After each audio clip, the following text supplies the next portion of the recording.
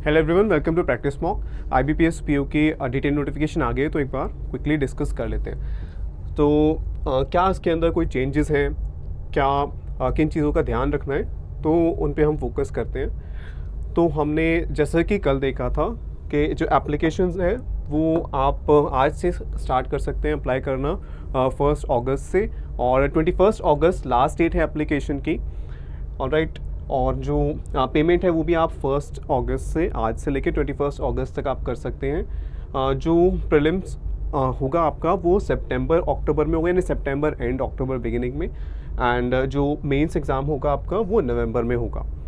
Okay, तो उसके अलावा क्या एलिजिबिलिटी क्राइटेरिया है और वो सब चीज़ें हम देखते हैं।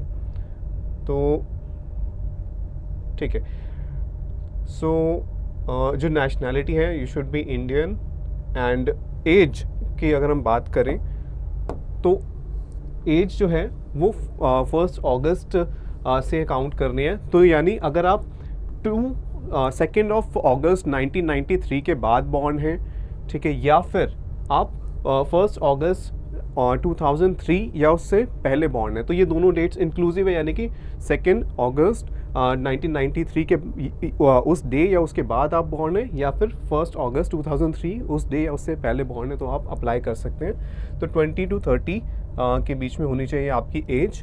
अगर एज रिलैक्सेशन अलग अलग डिफरेंट कैटेगरीज़ के लिए जो अवेलेबल है वो यहाँ पर मेंशन्ड है, ठीक है। तो ये आप देख सकते हैं अलग डिफरेंट कैटेगरीज़ के लिए जो एज रिलैक्सेशन है। ओके, एंड उसके बाद ठीक है, तो नेक्स्ट हम देखते हैं एजुकेशनल क्वालिफिकेशंस।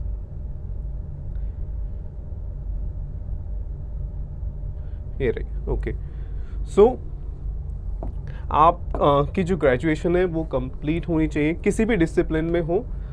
एक रिकग्नाइज यूनिवर्सिटी से ग्रेजुएशन होनी चाहिए आपके पास। ओके, और जो आपका रिज़ल्ट है वो 21 अगस्त से पहले डिक्लेयर्ड होना चाहिए, यानी आपके पास आपकी मार्कशीट होनी चाहिए जब आप अप्लाई करते हैं, क्योंकि वहाँ पर आपको अपने मार्क्स जो हैं वो फीड करने होंगे अप्लाई करते हुए।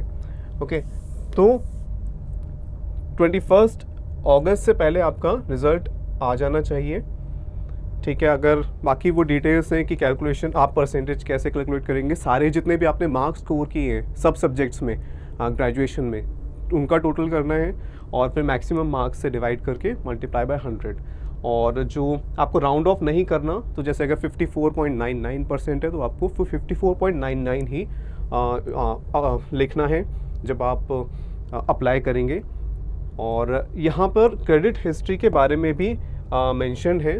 तो क्रेडिट हिस्ट्री यानी कि आपका क्रेडिट स्कोर 650 या उससे अबव होना चाहिए जब आप ज्वाइनिंग के लिए जाएंगे, ठीक है, at the time of joining.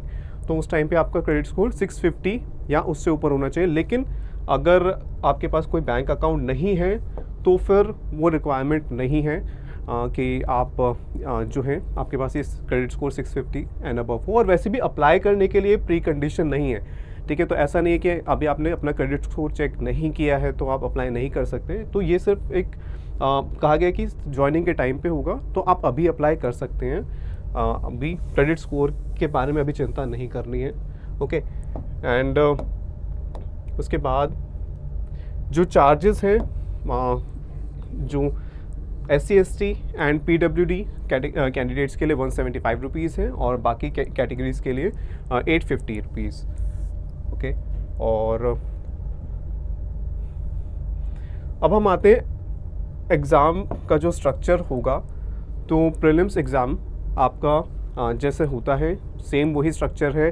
Prelims में 3 सब्जेक्ट्स होंगे आपके, इंग्लिश, क्वांट एंड रीजनिंग।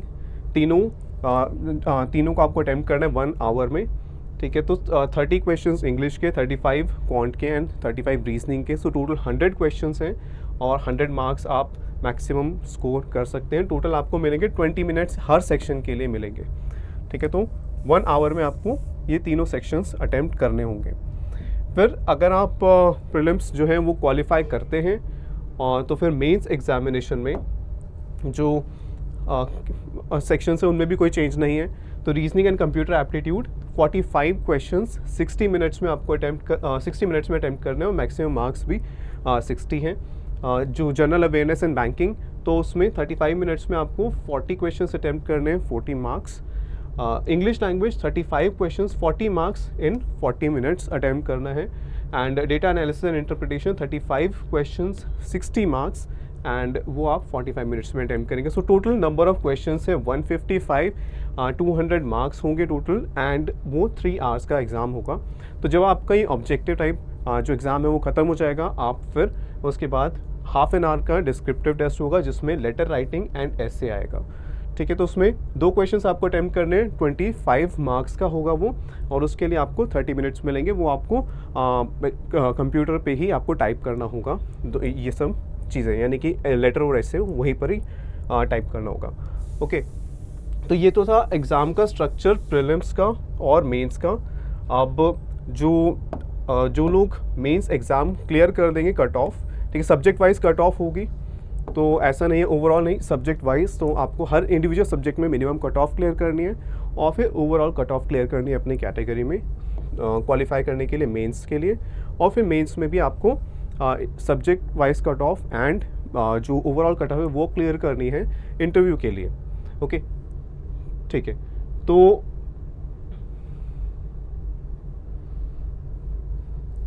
यहाँ पर मेंशन है कि वही कि जब आप एग्ज़ाम के लिए जाएंगे तो आपको अपना कॉल लेटर लेके जाना है और जो अपना आईडी है वो लेके जाना है, आईडी की फ़ोटोकॉपी लेके जानी है। ठीक है, और ठीक है, यहाँ पे पेनल्टी की अगर हम बात करते हैं तो 1 मार्क हर क्वेश्चन का है, तो उसके 1/4 नेगेटिव मार्किंग होगी। तो 1 मार्क का क्वेश्चन है 0.25 नेगेटिव मार्किंग होगी। ठीक है, कट ऑफ स्कोर जैसे कि मेंशन था कि इंडिविजुअल सब्जेक्ट्स के लिए डिसाइड होगी, और फिर ओवरऑल जो है कट ऑफ वो डिसाइड होगी, जिसे आपको क्लियर करना है प्रीलिम्स में भी और मेंस में भी। ठीक है, और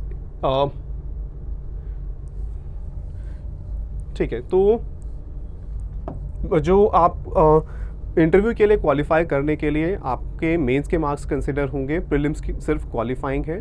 तो इंटरव्यू के लिए वही कैंडिडेट शॉर्टलिस्ट होंगे जो मेंस एग्जामिनेशन में एक सफिशिएंटली हाई स्कोर ऑब्टेन करेंगे। ओके, और ठीक है, तो यही लिखा है, मेंस एग्ज़ाम जो है वही आपके कंसिडर होंगे, और नॉर्मलाइजेशन होगा डिफरेंट शिफ्ट्स का। ठीक है, इसके अलावा examination centres and pre examination training. Okay, यहाँ पर इंटरव्यू से रिलेटेड कि इंटरव्यू के टाइम पे कौन कौन से डॉक्यूमेंट्स चाहिए वो मेंशन्ड है। ठीक है, तो इसको अभी हम अभी के लिए स्किप कर देते हैं। ठीक है,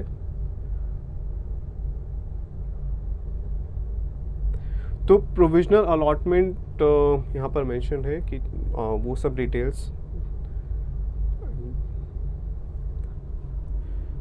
कौन कौन से डॉक्यूमेंट्स आप अपने आईडी प्रूफ के तरह लेकर जा सकते हो एग्ज़ाम में।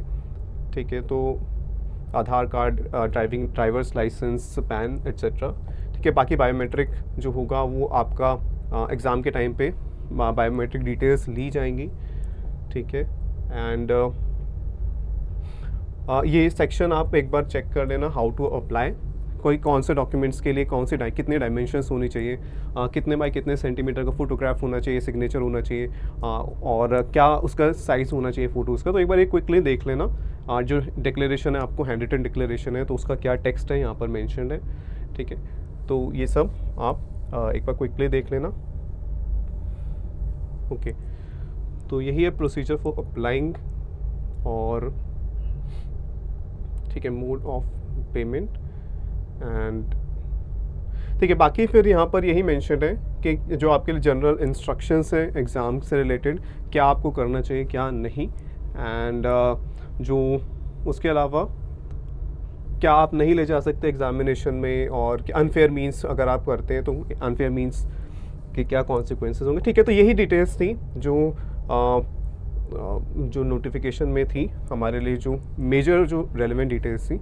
उसके अलावा जो वैकेंसीज़ है वो बैंक वाइज वैकेंसीज़ यहाँ पर मेंशन्ड है। तो टोटल 3049 वैकेंसीज़ हैं, जिनमें से 1224 अनरिजर्व कैटेगरी की, 300 EWS की OBC की 829 वैकेंसीज़ हैं, ST 234 एंड SC 462 वैकेंसीज़ हैं। ठीक है, तो टोटल 3049 वैकेंसीज़ है। ओके, एंड जो उनका गिवन है कि किस बैंक में कितनी वैकेंसीज है, तो आपको क्योंकि अप्लाई करते हुए आपको अपनी प्रेफरेंस फिल करनी होगी, तो आप यहाँ से देख सकते हैं कि जैसे बैंक ऑफ इंडिया 224 वैकेंसीज है, सेंट्रल बैंक कैनरा बैंक की 500 वैकेंसीज है, तो उसके बेसिस पे अगर आप फिल करना चाहते हैं तो अपनी प्रेफरेंस फिल कर सकते हैं। और ये टेंटेटिव वैकेंसीज है, इंडिकेटिव है, ये चेंज हो सकती हैं बाद में भी। ओके, तो ऐसा नहीं है कि जिनमें नॉट रिपोर्टेड लिखा है जिन बैंक्स में, तो उनमें नहीं ही है वैकेंसी, हो सकता है बाद में जो है वैकेंसीज रिपोर्ट करें बैंक्स। ओके, तो अभी के अकॉर्डिंग 3049 वैकेंसीज हैं। ऑलराइट, ठीक है, तो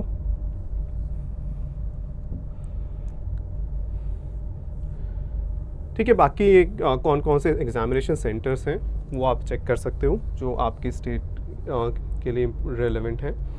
तो जैसा हमने अभी देखा कि अगस्त आज स्टार्ट हो रहा है, तो एप्लीकेशन डेट भी स्टार्ट हो रही है। सितंबर एंड में आपका प्रीलिम्स एग्ज़ाम है, तो आपके पास 2 मंथ्स का टाइम है प्रीलिम्स एग्ज़ाम के लिए।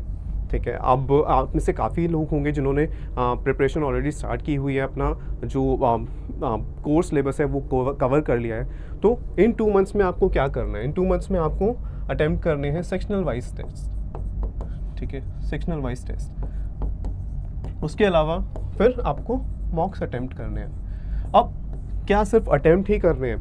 अटेम्प्ट करना है, और उतना ही इम्पॉर्टेंट है उनको एनालाइज भी करना।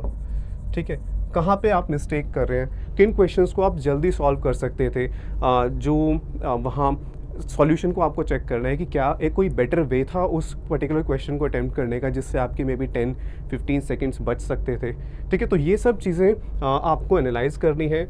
जो क्वेश्चन में आप कोई मिस्टेक कर रहे हैं वो फाइंड आउट करनी है, और फिर नेक्स्ट मॉक में वो सब चीज़ें आपको इनकॉर्पोरेट करनी है, तभी आपकी एक्यूरेसी एंड स्पीड इंप्रूव होगी। क्योंकि प्रीलिम्स एग्ज़ाम में आपको अपनी स्पीड मेंटेन करके रखनी है, क्वालिफाइंग एग्ज़ाम में तो आपको मिनिमम कट ऑफ जो है वो क्लियर करनी है, और मेंस फिर आपका होगा 3 मंथ्स के बाद, यानी नवंबर में।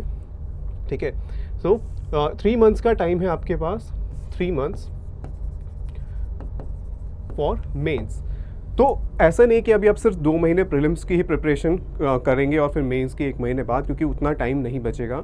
तो आपको जिनका सिलेबस कंप्लीट हो चुका है, तो उन्हें मेंस के लिए भी मेंस के लेवल के क्वेश्चंस भी अटेम्प्ट करने हैं।